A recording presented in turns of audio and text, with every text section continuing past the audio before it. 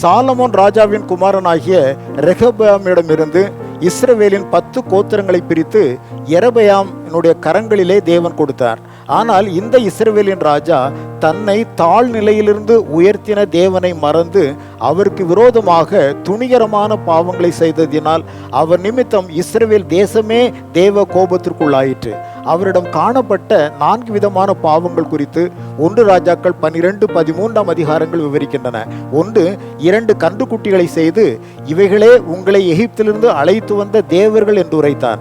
2, ஒரு கோவிலை கட்டி லேவியர் அல்லாத ஜனத்தில் ஈனமானவர்களை ஆசாரியராக ஏற்படுத்தினார். 3, தேவ நியமத்திற்கு விரோதமான முறையில் விக்கிரகங்களுக்கு பலியிட்டு பண்டிகை கொண்டாடினான்.